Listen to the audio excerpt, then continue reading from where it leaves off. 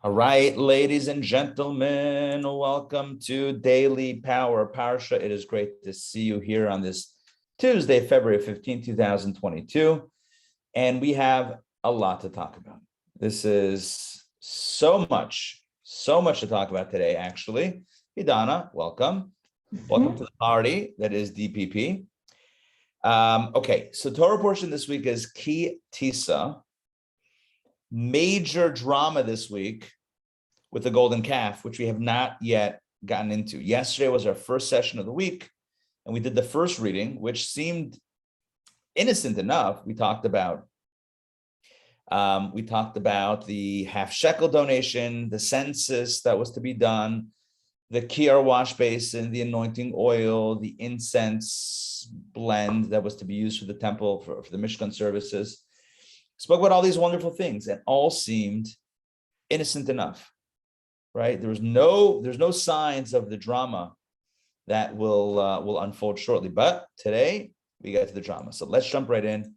This is Ki Tisa. We are up to the second reading, which is really for Monday, but these were long readings. So I don't know that we're going to get. I don't know that we're going to catch up to reading 3 today. Goal will be just to cover this well. Exodus chapter 31. And here the Torah kind of goes back in time. Goes back in time to Sinai. We've been talking about the Mishkan, God's communication vis-a-vis the Mishkan, the tabernacle. Now the Torah tells us something that will become very important very soon. When God had finished speaking with Moses on Mount Sinai, God gave Moses the 2 tablets of the testimony. Stone tablets written with the finger of God. This is how the Torah describes to us the nature of the tablets, which we will ultimately know as the first set of tablets for some obvious reasons, as they will become very apparent. The first set of tablets were given from God to Moses on Mount Sinai, made out of stone, created and engraved by God. It was a completely divine endeavor. That's how the reading begins. Well, here's the rest of the story. Exodus chapter 32, verse 1. The people saw that Moses was late. That's a very important word, late, in coming down from the mountain. The people gathered against Aaron. This was not a happy gathering. This was an against Aaron gathering, a contentious gathering. And they said to Aaron, people said to Aaron, come on. I feel like saying that in some sort of, accent. Come on, make us gods that will go before us. Because this man Moses, who brought us up from the land of Egypt, we don't know what has become of him. The people have a very specific, at least it starts with a very specific agenda. Moses is gone. He came out of nowhere. He took us out of Egypt. He split the sea. He delivered the Torah to us at Sinai, or was, kind of standing up there in the mountain. He went up the mountain. I'll see you in 40 days. Vanished. He's gone. Now we need something else. We need someone else. We need some sort of leadership. There's a void, and the people are clamoring for leadership. But if you notice, what are they asking for? Make us gods. Make us gods. Lowercase g. Is it that they're questioning God Almighty? Is it that they want a leader who is like a God? Is it that they're stuck in Egyptian mindsets, the old ways of thinking that people and things are also of divine power and deification, or worthy of deification? Is that what's going on? So a lot of different ideas, a lot of different suggestions amongst the commentaries. But one thing's clear: bad news is brewing. Really bad news is brewing. I want to go back to that word voshesh. Ki voshesh Moshe. Moses was late. Moses was late in coming down the mountain. What happened? Classically, and I've spoken about this many, many times. You may have heard me say this on multiple occasions. You may know this otherwise. Moses told the people when he first went up the mountain, well, they got, the 10 commandments when God spoke to them. Okay, that was the revelation at Sinai experience. The next day, Moses tells the people, I'm going up the mountain. I'll see you in 40 days. This was the day after the revelation at Sinai, just to be very clear here. Revelation at Sinai happened on a Shabbat, on a Saturday. Sunday, Moses tells the people, guys and gals, I'm off. You see that mountain, Sinai? I'm going back up there. I'll be back in 40 days. The people began counting that Sunday, that day, Sunday, day 1, Monday, day 2, Wednesday, day 3. They counted until they got to 40. On day 40, Moses did not show up. They show up, they present themselves against Aaron, and they say, Aaron, you got to do something. Moses is gone. What went wrong? What went wrong is that they started counting on that Sunday as day 1. That's not day 1. Day 1 is not counted because Moses went up, Sunday early, mid-morning or early afternoon. That's not day 1. Because as we all know, the Jewish day starts at night. Correct? So day 1, the first 24 hours on the mountain would start only Sunday night to Monday night, which means that Monday is day 1. You with me on this? Sunday can't be day 1. He didn't leave Saturday night up the mountain. He didn't head up the mountain Saturday night. So Sunday can't be day 1. So Monday is day 1. They were one day off because of that. Because of that, all this craziness, all this mishigas happened. What's the moral of the story? Right? The moral of the story is we could have avoided all this had there been cell phones. Imagine the people text Moses, where are you? They WhatsApp him. Hey, they DM him. Moses, what's up? We're waiting. It's 40 days. He'll be like, hey, yo, bro, it's 39 days. You're counting wrong. Done. Crisis averted. But what are you going to do? It is what it is. Before technology, BT, and that's it. All right, so basically they perceive Moses is not coming back. They think he's gone. They panic. They gang up against Aaron and say, Aaron, you got to do something. We need new gods, new leaders, whatever. Make it happen. Before we continue the story, I must tell you another wrinkle to the story. Talmud Medrash says that Satan, Satan, the nefarious force in existence.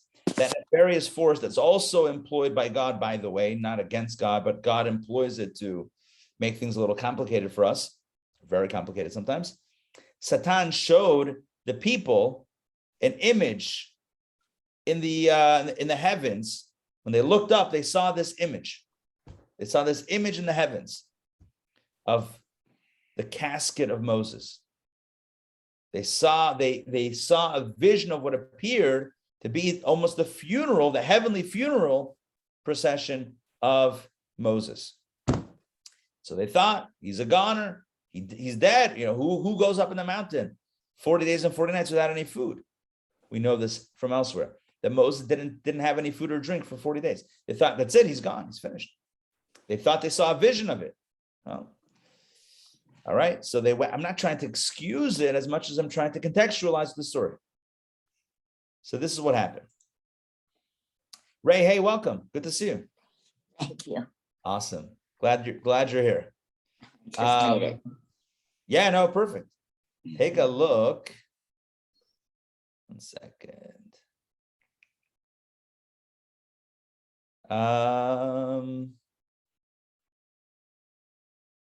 But you know what? Rashi says something a little bit different.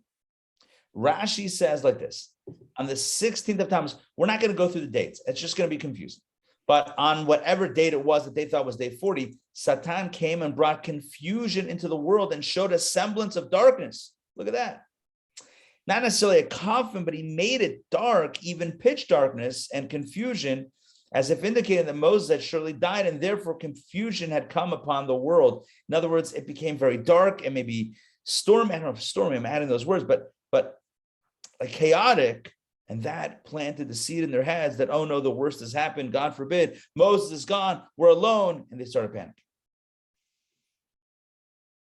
Okay. So I did get it right over here. Satan showed them something resembling Moses being carried in the air high above the sky. All right. Yes, a coffin, not a coffin, some sort of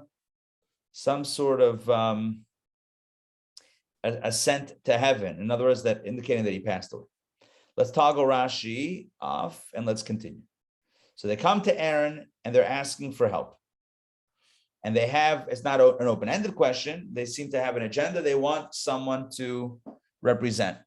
Verse number 2, the drama continues. Aaron said to them, remove the golden earrings that are on the ears of your wives, your sons and your daughters, and bring them, those earrings, to me. One thing that we learn from here is that apparently everyone had jewelry, right? Earrings that are in the ears of your wives, your sons and your daughters. Okay. Sounds like everyone's got jewelry. And he said to the men, he says to the men who were like, panicking, get the jewelry.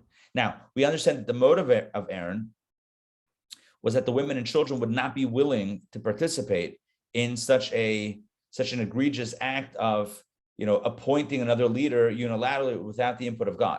That's what they wanted. They wanted to go to Aaron, appoint another leader, whatever. Moses is gone. We need to take action.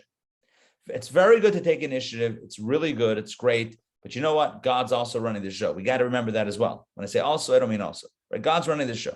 So you have a complaint. You need something tweaked. You need extra help. You need some leadership. Great. First step is go to God. Right? Petition there. You go to Aaron. Aaron's trying to push them off. He's trying to delay them until Moses comes down. He knows that if he tells them, oh, wait till tomorrow, he'll be back, the people are just going to run him over. Instead, he says, oh, sure. He's like going along with him. Sure, yes. Grab some gold from your wives and your children. He knows it's not going to happen. So what happened? Well, they took their own jewelry. The men did. And all the people, that means the men, stripped themselves of the golden earrings that were on their ears and brought them to Aaron.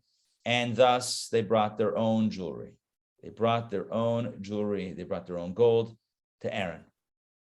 Aaron took them from their hands, fashioned it with an engraving tool, interesting, and made it into a molten calf, upon which they said, these are your gods, O Israel, who have brought you up from the land of Egypt. This golden calf that we just made right now out of our jewelry is the God that took us out of Egypt months ago. Go figure. Yeah. Go actually figure how that makes any sense. You have to understand, it was 7 weeks between the Exodus and Sinai and another 40 days. So what's 50 days plus 40 days and 90 days? 90 days is how many months? 3 months. Right. 3 months prior, they had been freed from Egypt amidst plague and fanfare. And now, 3 months later, they just made a golden calf, and they say, these are your gods who took you out of Egypt. Were they mashuga? Were they crazy? Doesn't even make sense. Doesn't make sense. They just made it now, and they think that it's the God who took you out of Egypt. Obviously, they're not crazy. I mean, they're a little crazy, but not that crazy to think that this thing that they just made existed also 3 months ago. What they mean, of course, it goes without saying, I think, is that they were saying that this is a symbol of the divine. They were basically creating an idol, right? Creating an idol to have a physical incarnation of the divine spirit. God is invisible. God is formless. God is shapeless. God is touchless, right? God is wireless. So how do you wrap your head around God, so to speak? You need some sort of physical representation. They had that in Moses. Moses is gone. They needed another physical embodiment. They created a golden calf. This is God. This is God. This is representing God who took us out of Egypt. You with me on this? Yeah. Still idolatry, by the way. Not saying it's not still idolatry. Idolatry is idolatry. Idolatry is making that image of God. Don't make an image. Stop it. Don't make that image. No. It's representative of, no, don't. It's problematic, especially if you're trying to depict God as a golden calf. Just saying, right? Maybe, I don't know, something a little bit more abstract, but like golden calf, this is God. Okay. To each his own, but like this was clearly, I mean, I don't really mean that, but this was like the worst of the worst. It's in like violation of multiple commandments of the 10 commandments. Now, when Aaron saw this, you would think he would just absolutely protest and thunder and shout and scream and rail against the people. This Right. is insane. This got out of hand. You would think. Right. His nephew did that. Miriam's son did this. railed against the people. You know what they did to him? They murdered him. They killed him. They assassinated him because he was trying to block this whole movement, this whole idolatrous movement. There was fever going on. You see people whipped up into a frenzy, like a mob, like a kind of mob frenzy. This is what's going on over here. Mob frenzy kills Miriam's son, who's trying to block this from happening. Aaron's sister, Moses, 3 siblings, right? Moses, Aaron, Miriam. Her son is standing up for what's right. Boom, they kill him. Well, maybe Aaron saw that and said, let me take a different tactic. So when Aaron saw this, he built an altar in front of it. And again, you would think he would say, you guys are crazy. You guys are wrong. This is terrible. He builds an altar in front of this golden calf. He seems to be aiding and abetting. Are you with me on that? Aiding and abetting idolatry. And Aaron proclaimed and said, and here we get an insight into his thinking at this point. He said, tomorrow shall be a festival to the Lord. He's basically again stalling for time. Take the earrings from your wives and children, stalling for time. Well, that didn't work. Now he's saying, all right, you have a golden calf. He's probably panicking and not probably, he's panicking. So like, what is going on? What do I do here now? I can't stop them because they're going to kill me. So let me just push them off till tomorrow and say, tomorrow, guys, it's been a long day. All this golden calf making. Whew, I'm famished. Got some manna in the fridge. Let's pull it out and do a big manna barbecue. Tomorrow will be the festival, and we'll just do it then. And he's thinking, okay, by tomorrow, Moses will come back. This will all be a big mistake. We'll all laugh at it. Hopefully we can all laugh about this at some point and, just wipe our hands of it. Well, didn't work out as planned. What Aaron didn't count on in both of his attempts to filibuster, for lack of a better term, is the alacrity of the people, how excited they were to create this idol. They were super excited. And so what they did, verse 6, on the next day, they arose early. Yeah. They got up early in the morning. Unbelievable. Every day in the desert.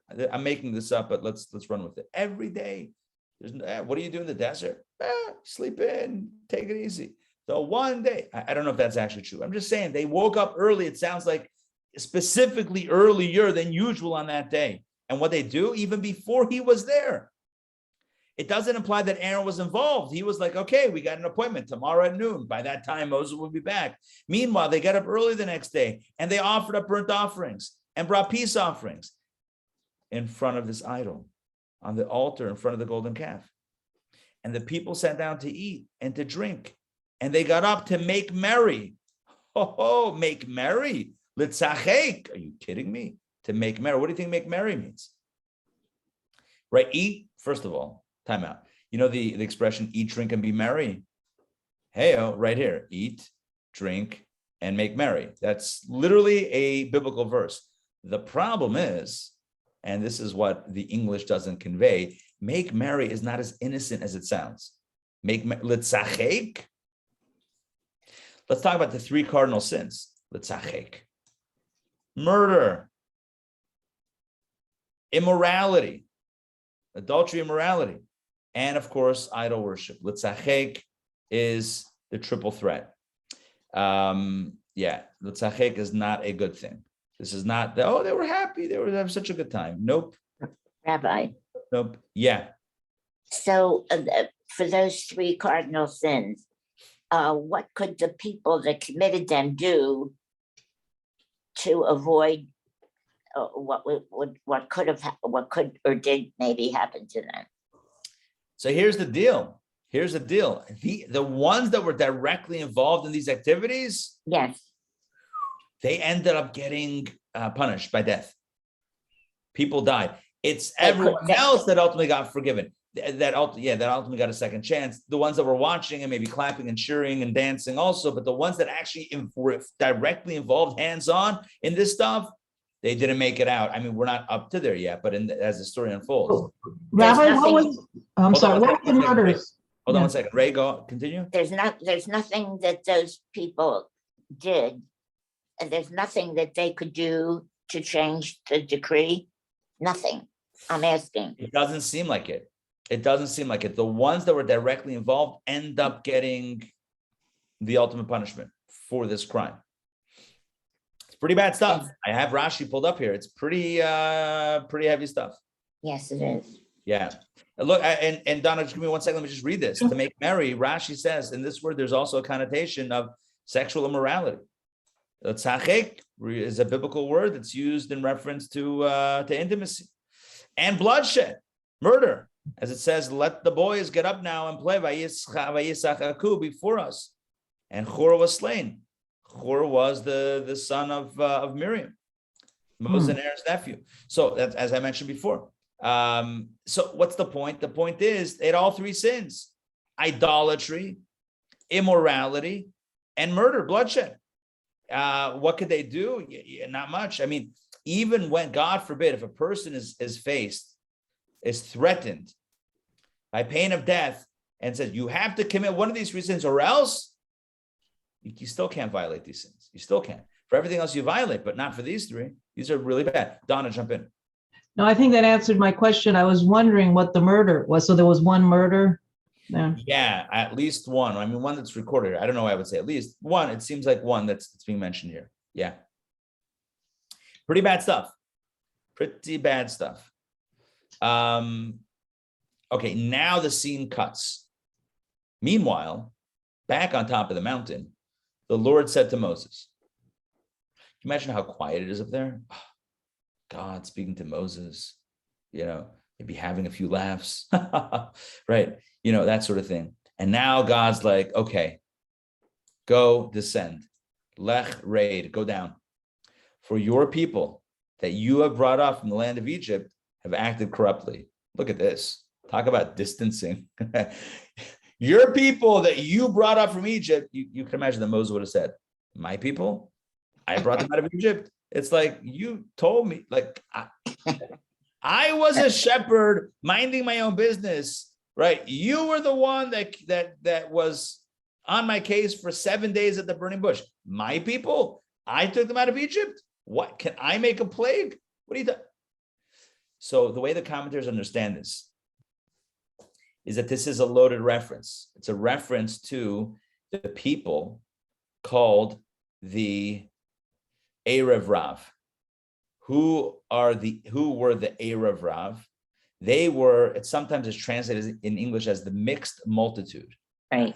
It's such a literal translation, it belies all meaning. But the Erev Rav essentially were Egyptians that at the time of the Exodus said, all right, we're switching allegiance, let's join the bandwagon. And Moses made the call to accept them. And Moses thought, oh, this is great. This is the ultimate, conversion, so to speak. It's the ultimate flip. Egyptians joining the Jewish people. Whoa, that's amazing.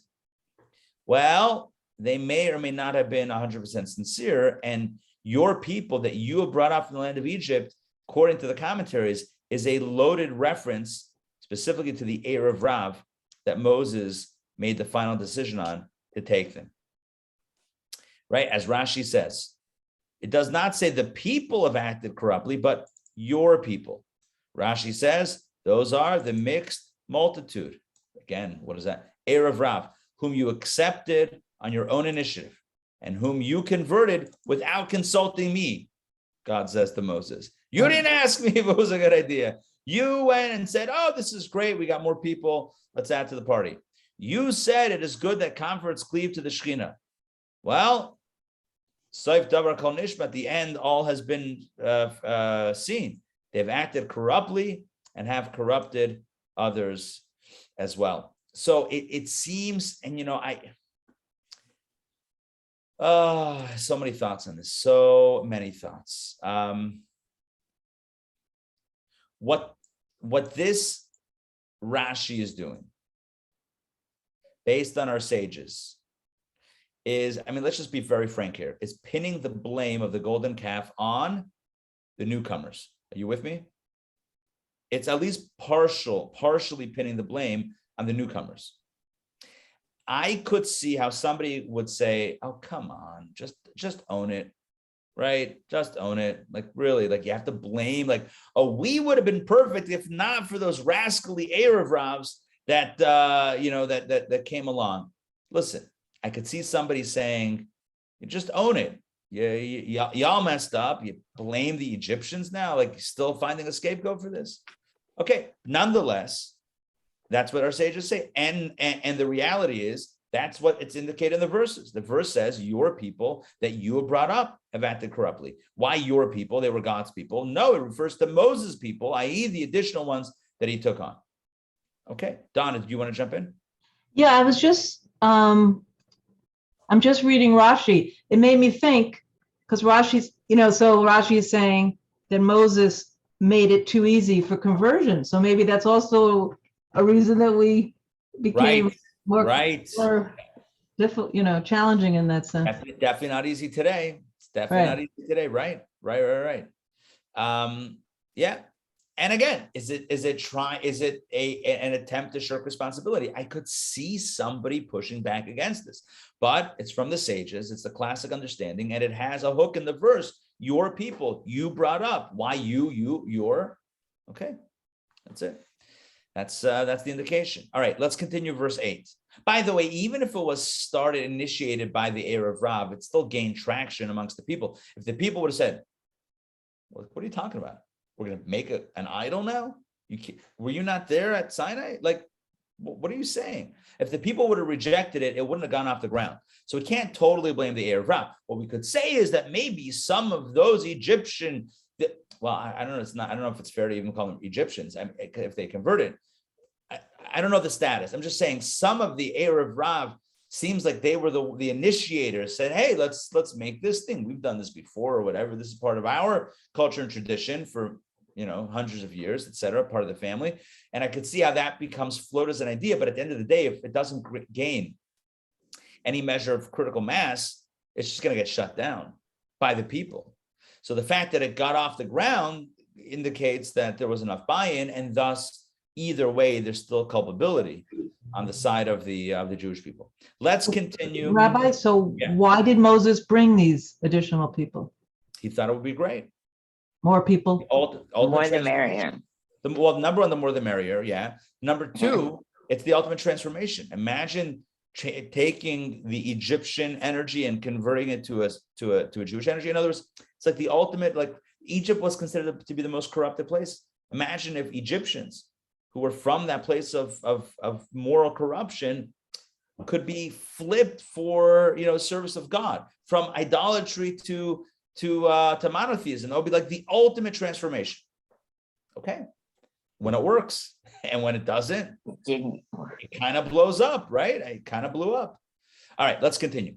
This is all God. So we're still in the middle of God's FYI to Moses, right? That was verse 7. God says to Moses, they were on the mountain, right? Shooting the breeze, studying Torah together, all that good stuff. And God says to Moses, yeah, you might want to go down. It's getting a little crazy. Verse 8, they have quickly turned away from the path that I have commanded them. Yeah, that kind of makes sense. Yeah, quickly, 40 days. They've gone off the rails. They've made themselves, this is the big reveal. Moses has no idea what's going on the ground. Moses has no clue. God says they have made themselves a molten calf. Ego masecha, molten calf. You know what molten means? Molten, not Molson. That's a Canadian beer. Molten, right? Melted? Molten means Doesn't mean that melted. it's heat. Yeah, melted. It's heated up and almost poured into like a mold type thing. Oh, Yeah, it's a molten calf, like hot gold. And they have prostrated themselves before, they bowed down in front of it, and they've slaughtered sacrifices to it. God is explaining to Moses how many layers of violation. They made an idol, they bowed down to an idol, they offered sacrifices to the idol, 3 things.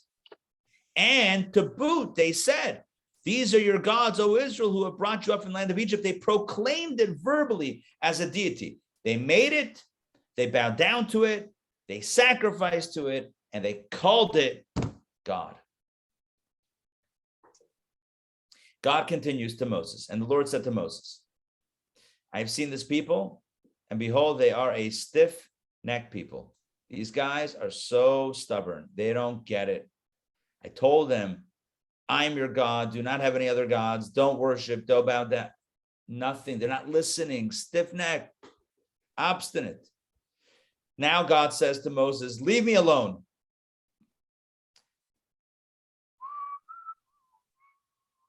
I'm just humming whistling the soap opera music. Do, do, do, do, do. I forget which one that was. Was it Young and the Restless? Now leave me alone, and my anger will be kindled against them, so that I will annihilate them, and I will make you into a great nation. God says, don't even talk to me, Moses. Let me be, and I will destroy them and start over again with you. You think Moses is going to listen to God? Not happening. Not a chance. Not a chance. God says, leave me alone. I'm going to get rid of them. All right, next scene. Moses jumps in. Verse 11. This is, talk about chutzpah, right? After God says, don't talk to me, Moses is like, hello, we got to talk. It's like, I'm not taking no for an answer. We got to talk. This is, we talk a lot in various classes about acceptance of God, it being accepting of God. God knows and God is all, knowing, accept God's will. And then you have this, where God expresses his will, tells Moses he ain't going to change it. Don't even bother. Don't even talk to me, right? Slams the door. And Moses comes in and is like, we're going to talk. We got some business to talk about. Talk about chutzpah. And what about acceptance? And I try to bring this out whenever these questions come up, but it came up last week in the JLI class. It's like, how do we balance our belief that everything is guided by God with the understanding that sometimes we have to take initiative and change things? Do I accept or do I push for change? And the two seem mutually exclusive, but they don't have to be. What Moses demonstrates in this story is he believes in God. Absolutely. If he didn't believe in God, he wouldn't knock at the door. He would say, oh, sure, you're going to get rid of them, whatever. If he didn't believe in God, he wouldn't be on top of the mountain. He believes in God. He believes that God has a plan. And he also believes that God wants us to push for things. Why? Because that's what God wants. God wants a real relationship. God doesn't want everything top down, 1.0. God wants us involved. And Moses knows this. Now, if the conclusion is whatever it is, will he accept it? Sure. He might disagree with it, but at the end of the day, God's will is God's will. But as long as he can, he's going to push for change. I don't know that I'm articulating clearly enough, but we get ourselves, we mess ourselves up inside when we're fighting reality, when we don't accept it. But accepting it doesn't mean accepting it. There's 3 levels. There's fighting it, pretending that it's not the way it is. That's just driving ourselves crazy. Like holding on to what we wanted and then just becoming angry that it's not like that. That's not, I'm not doing anything about it. I'm just holding on to a fantasy and not accepting reality, putting myself in limbo. And then who gains from this? No one, not me, for sure, not me. Second level is acceptance, blind acceptance. This is God's will. I'm just going to sit here and accept it. That's also not the Jewish way. The Jewish way is to say, this is God's will. This is what he wants, but maybe he wants me now to do something about it to change it. Right? God gives us wheat and he wants us to make it into bread. That's it. That's the way it works. God gives us tools. He wants to turn it into medicine, right? When I say tools, whatever, herbs, whatever medicine is made from. God wants us, right, to find the healing properties and make it. You say, God, listen, if God brings an illness, God forbid, right? God brings an illness, who are we to intervene? You kidding me? Who would say such a thing? God brought the illness? Yeah, and we're supposed to intervene. It's exactly what God wants. Acceptance doesn't mean passivity. I shut down, I'm not doing anything. Acceptance means I know that this is God's will right now. And I also know that I play a role in this. Why else am I here? Moses knows he's on the mountain. He loves the Jewish people. God is bringing him inside his plan. Why? To jump in and save the day. So he does. That's it. And why doesn't God just do it? Because then it's not coming from us. Tshuva has to come from us, right? The rebuilding the relationship has to come from the side of the one of the people, not the one who got hurt. That's how it's supposed to work. Who's supposed to say sorry? The one who got hurt? That doesn't make sense. I'm not saying God gets hurt in the way we get hurt. I'm just trying to frame it a little bit. Okay, back inside. Hope this makes sense. Yeah. So the scenario, right? Why would God stay with Moses instead of wanting someone else at that point? And then how would he make Moses into a great people at that point?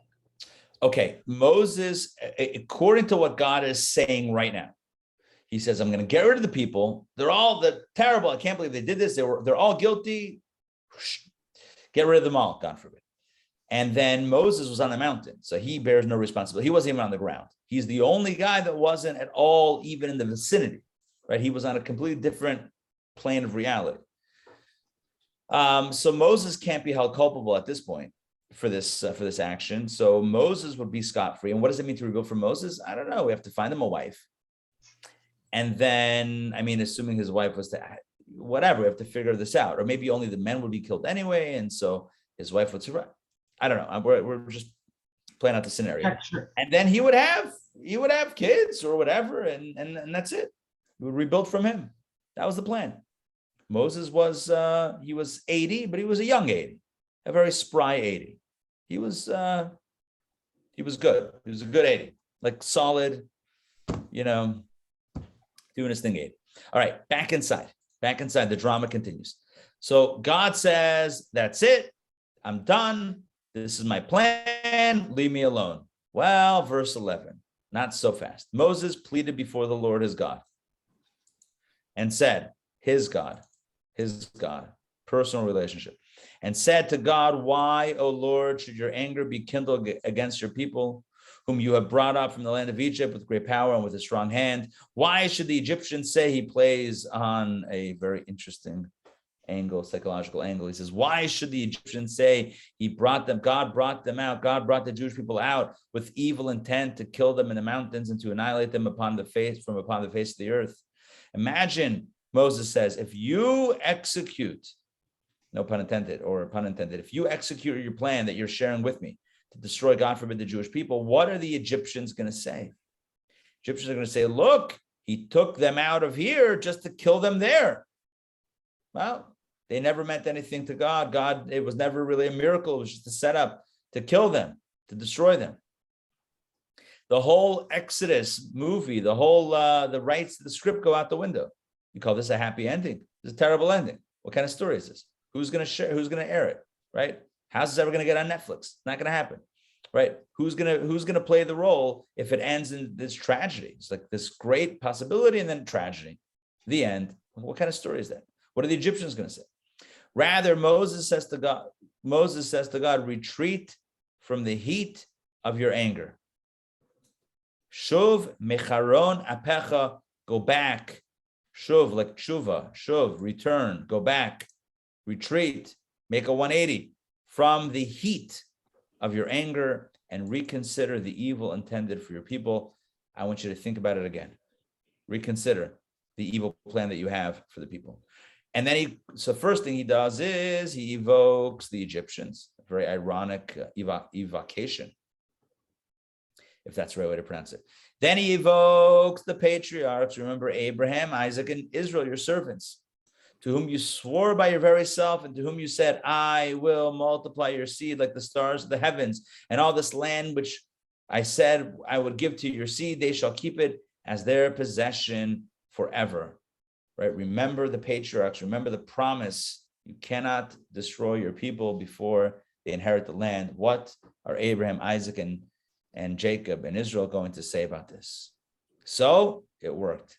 Verse 14, the Lord then reconsidered the evil he had said he would do to his people. God reconsidered. God says, you know what? Retract. I take it back. Now, obviously, maybe not obviously, but I'll say obviously, we need to understand this in a deeper level, because it's not that God literally regretted or reconsidered. God hadn't thought about this, Egypt and the patriarchs. God's like, you know what, Moses, you make a solid point. I wasn't thinking this. You make a solid point. Maybe I won't destroy them. It's not like that level of reconsideration that we would have, where it's born of just lack of information or lack of thinking things through. This is where God is waiting for the human pushback to then modify the plan. But the plan is to modify the plan when pushed. That is part of the plan. It's not like there's a new plan here. That's all God's plan. Now, let's continue verse 15. Now, Moses turned and went down the mountain. So God has said there's already a reconsideration. Destroy all the people and start again from you. Okay, that's being reconsidered. In the meantime now, as God is kind of reconsidering, Moses needs to talk to the people. So Moses turned and went down from the mountain, bearing the 2 tablets of the testimony in his hand. Interesting. Remember those 2 tablets that we started the reading with? Well, now he's got them in his hand. Tablets inscribed from both their sides. Let me explain. Imagine a tablet, stone tablet. And the letters are not just engraved an inch or 2 inches. They're engraved all the way through. You look at the letter Aleph and you see the shape of the Aleph, and it's a hole all the way through. You can see daylight on the other side. And our sages say it was inscribed on both sides. That means is that when you flipped it around, you could read it, even though the letters should be backwards, right? If you make Anochi, Aleph Nun Chaf Yod, I am the Lord your God, right? I, the first word of the 10 Commandments. If you engrave that all the way through and then you look at it from the back of the stone, it's going to be, the letters will be reversed. Miracle was, you could read it both ways. Both letters went all the way through and you could read it both ways. That's kind of cool. I'm just not going to lie. That is a kind of a cool thing. So Moses turned and went down the mountain, bearing the 2 tablets of the testimony in his hand, tablets inscribed from both their sides. On one side and on the other side, they were inscribed.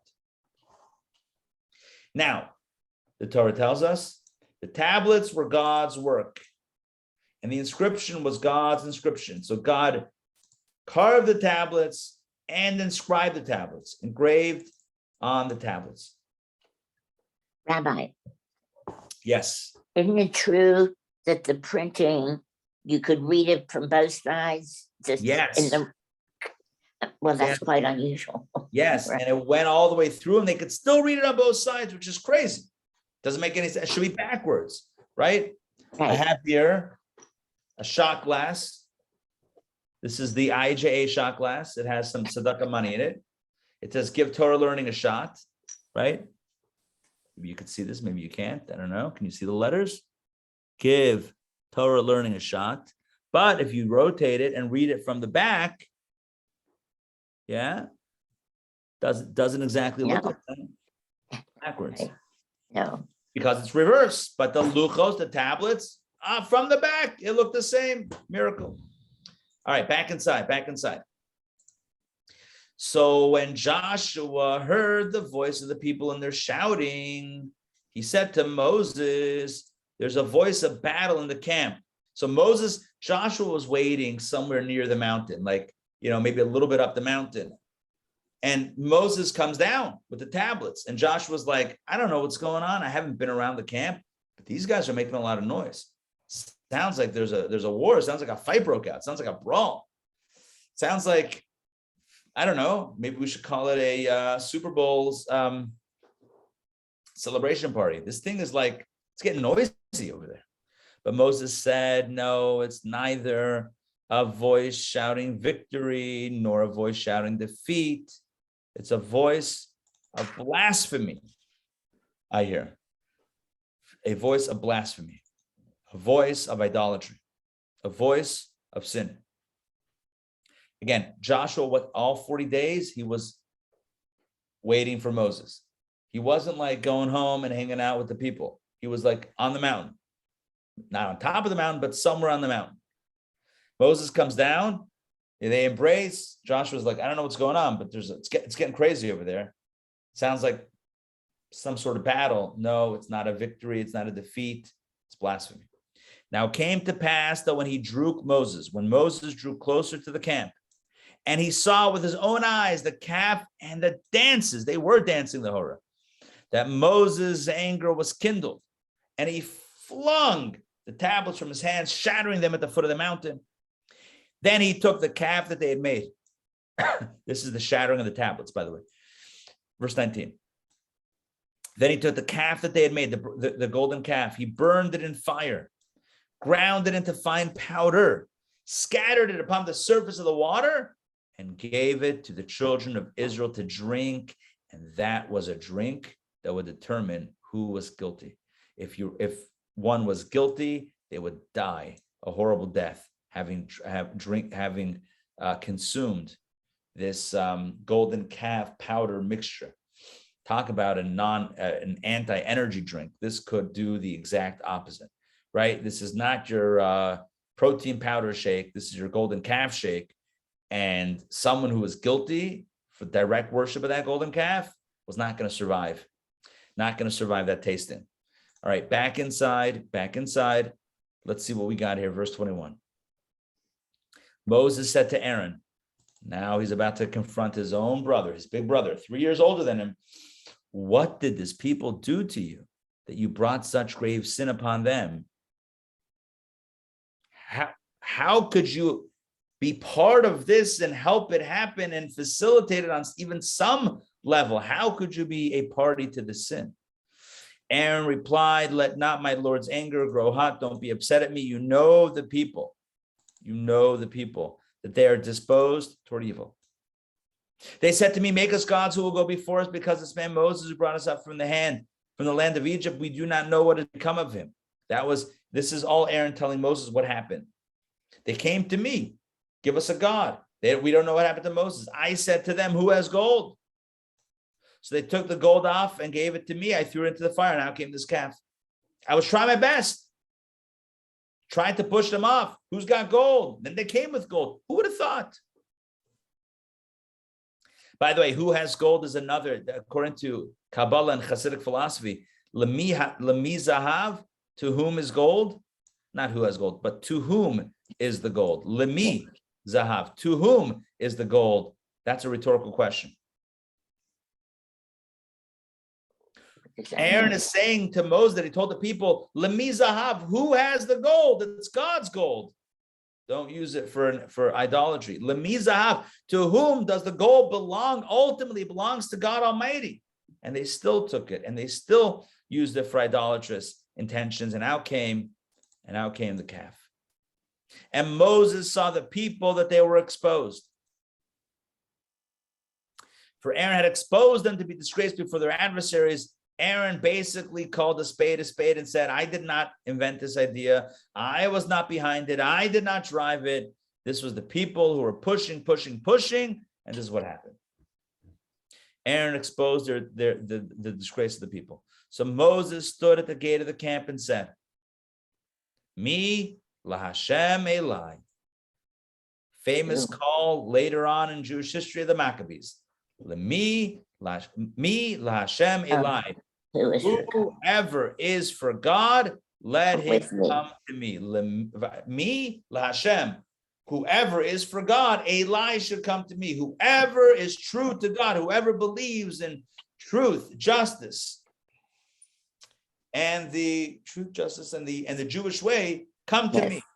And all the sons of Levi gathered around him. There was one tribe where everyone showed up. His own tribe, the tribe of Levi. The other tribes, not exactly for the Lord, at least not ready to declare it amidst all that was going on then. But the Levi and the Levites, they were all there. They were all in. He said to the Levites, so said the Lord, the God of Israel, let every man place his sword upon his thigh and pass back and forth from one gate to the other in the camp, and let every man kill his brother, every man his friend, every man his kinsman. This will be the application of capital punishment. Guilty as determined by God, guilty in the eyes of Moses and Aaron and the other people, guilty by virtue of being directly part of the sin of the golden calf. No rachmanis, no compassion. They killed each other?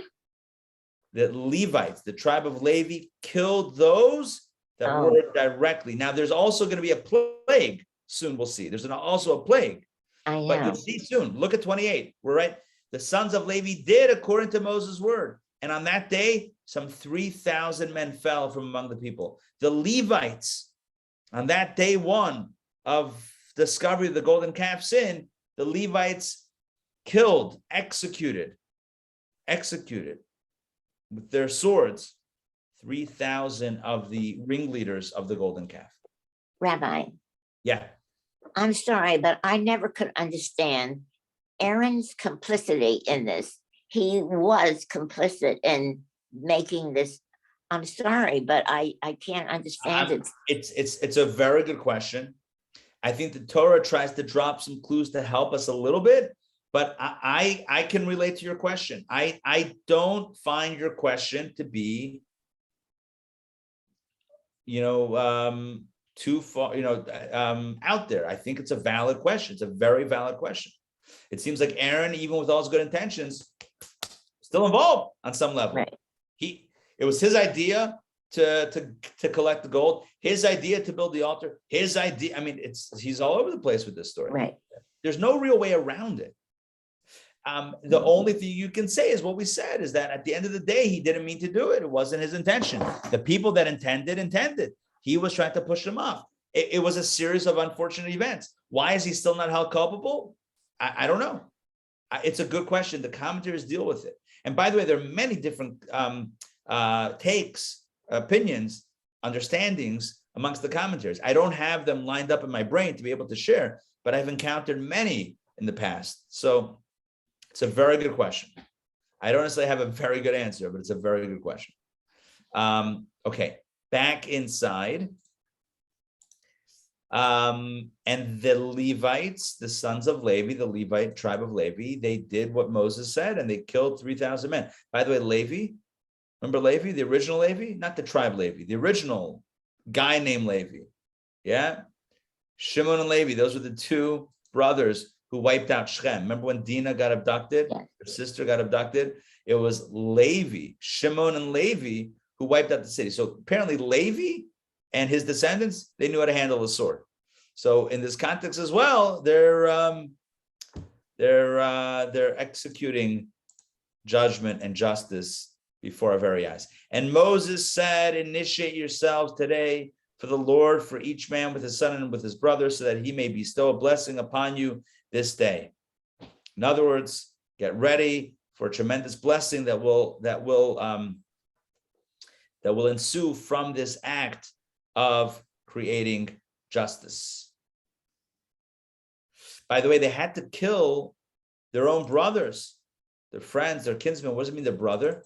So if there was a brother, then it should be from another Levite. Then the Levites didn't sin in the golden calf. So why would they kill them? It means if there was like a half brother, right? Like a step brother, a half sibling, whatever.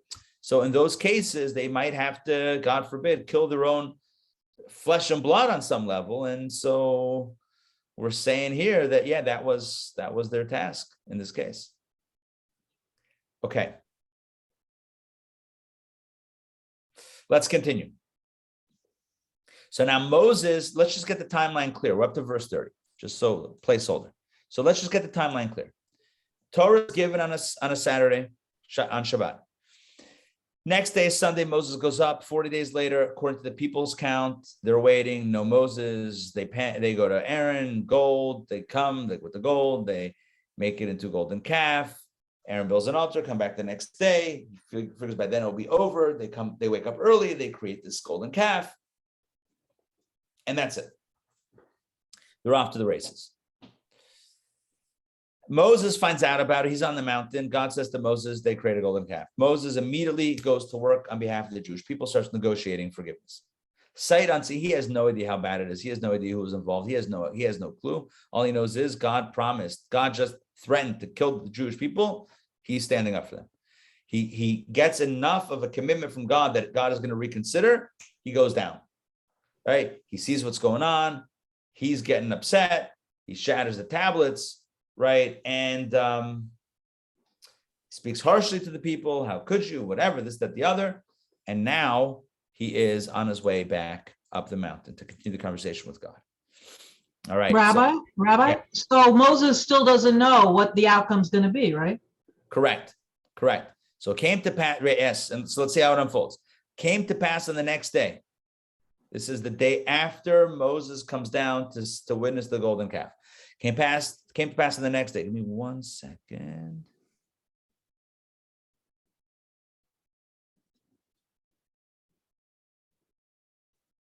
Yeah, the shadow of the tablets, I just wanted to see it myself, was verse 19. He shattered the tablet. So we already had that. Now, came to pass the next day that Moses said to the people, you've committed a grave sin. And now I will go up to the Lord. Perhaps I will obtain atonement for your sin. Right? No guarantees yet. God just said he's going to reconsider, but we don't know the outcome of that. So Moses goes down. Now he's going back up. Moses returned to the Lord and said, please, this people has committed a grave sin. They made themselves a god of gold. They really messed up. And now Moses says, if you forgive their sin, great. But if not, erase me now from your book, which you have written. We talked about this last week. Moses says to God, all right, I'm back. It's pretty ugly, but it doesn't matter, right? They did commit a grave sin. I saw it, God of gold. But here's the deal. Ball's in your court, God. If you forgive them, we're done. Conversation's finished. We're good. But if not, delete me from this whole narrative. I don't want any part of a Torah that doesn't allow for second chances, even after a really big violation of the relationship. And the Lord said to Moses, whoever has sinned against me, him I will erase from my book. In other words, God says to Moses, basically, this is the word coming back. Only those directly involved will be punished. No collective punishment, no collateral damage. God had threatened earlier to destroy everyone. And now God has changed, if you will, or relented and said, only whoever has sinned against me, him I will erase from my book. Only those specifically involved in the planning and creation of the golden calf. And now God says to Moses, go lead the people to the place of which I have spoken to you. In other words, carry on, march on to Israel. Behold, my angel will go before you, but on the day I make accounting of sins upon them, I will bring their sin to account against them. God says a few things. Number one, God says 4 things. Number one, I'm only going to punish severely those that were directly involved. Number 2, Moses, time to go back down and lead the people to the promised land. Number 3, I'm not going to go with you. You got an angel. Right. And I think that was 4. Number 5 or 4 or 5 is the golden calf is not going away. The culpability for that is not going away. In a situation where something else negative comes up, be prepared for the golden calf to make a reemergence. You know, like in conversations, sometimes it happens that you bring up old stuff like, oh, and don't you remember you also did this, that, and the other? All right, hopefully we don't do that, but sometimes it happens. And this is what God is saying, it's going to happen.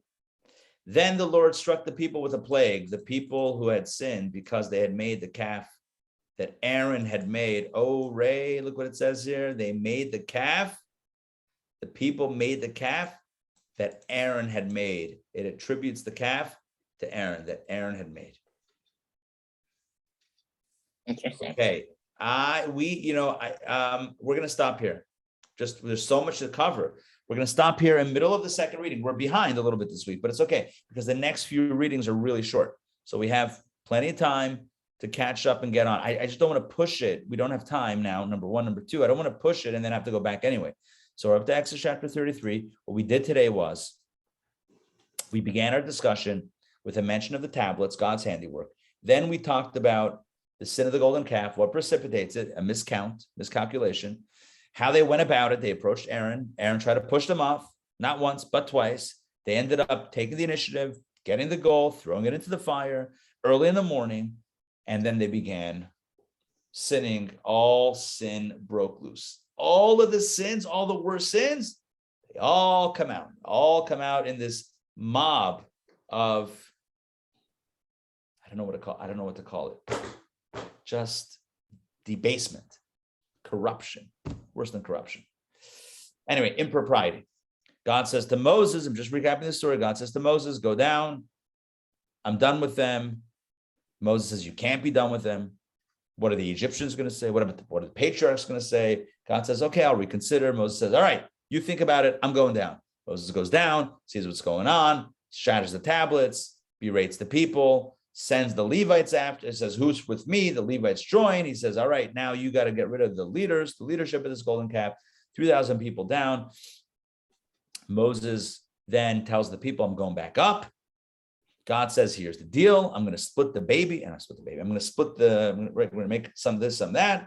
The people more directly involved, they're going to get punished. Other people, though, will be okay. However, I'm not going to be there to lead them. An angel will be there. This will become part of a dialogue back and forth that will continue the next few days, where Moses says, no, we really want you back, not just your representative, that sort of thing. All right, we want the CEO with us, not just a customer service rep, no angels.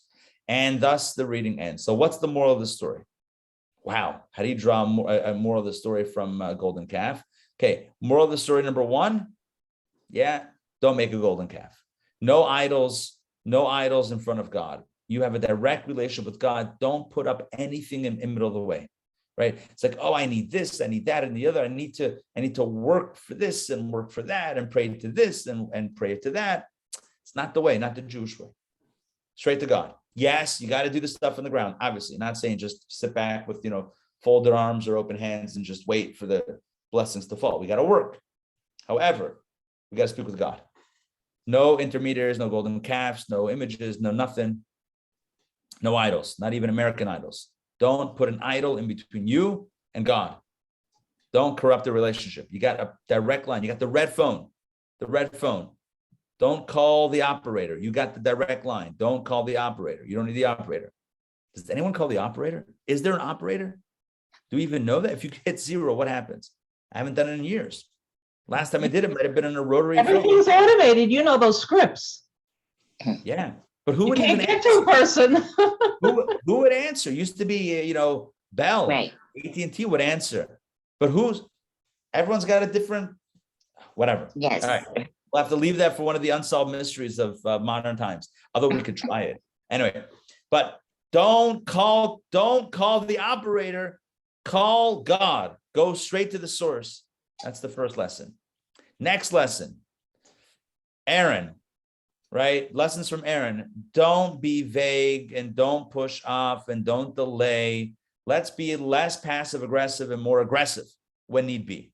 Not always, but when need be direct and aggressive. Now, in defense of Aaron, it didn't get Hur anywhere because he got killed by the mob. Okay, so that's sure. But it seems like from Aaron, we can learn a lesson, maybe be a little bit more direct. Moses shatters the tablets. And we always wonder why. Oh, he broke the contract. They broke the contract. He's ripping up the contract. What contract? I don't see it. Right? Don't have any other idols. Don't worship them. Right? I'm the Lord your God. I'm going out of order. Right? All these things the people violated. Man, if I could only find the original document. Oh, well, I see all these pieces on the ground. Moses is still going, even in his anger, so to speak, he's still going to bat for the Jewish people by destroying the evidence. Destroying the evidence. Shredder. The shredder. This is the shredder. Sensitive documents that speak to the impropriety of the people shreds the document. What document? I don't see it. Where did you tell us not to serve idols? I can't seem to find that document. All right. Sorry. I guess, I don't know. I guess we won't do it again, but I would love to see what, just to make sure that we were in violation of, code 2 and 3, 1, 2, and 3. Anyway, the point is, that's like first 3 commandments. But Rabbi, the people didn't didn't know the contract though, right? Because they hadn't received it. Well, they were verbally, right. They heard, they made a verbal commitment. To whatever. They said preemptively they said, before, whatever it says we're going to accept a responsibility for it. And then they got the verbal communication. They didn't get the written document. It's like a deal, but they didn't sign up in the contract. So, whatever. Not excusing them, but whatever. All right. The last message is be on the God squad. Join the God squad. Moses says, Who is for Hashem? Join me. Let's raise our hands when it comes to that. Not because we want to pick up swords, God forbid, and take out, not in a violent, zealous way, but more of spiritual way. Let's align ourselves with the side of holiness and not, God forbid, the side of corruption and unholiness. Thank you very much for joining me today for DPP. There's so much more to talk about, but what are you going to do? It's well into the afternoon already. Tonight, for those joining us with the virtual online JLI meditation class, 8 p.m. I sent out an email yesterday. You should have received it. If not, let me know. Happy to resend it. Otherwise, we're back on tomorrow, DPP at noon. Oh, very important. Tomorrow, I have a thing at 12:30, which means that I need to be way more punctual, 12 to 12:30, a little old school, 12 to 12:30 to make this happen for tomorrow because I have a hard end at 12:30. Okay, so join me tomorrow. We'll see you then, tonight. And I'll also check the emails because we're throwing out some really cool stuff in the next few days. All right, see y'all. Have a wonderful day. Take care, everybody. Thank you, Rabbi. Pleasure.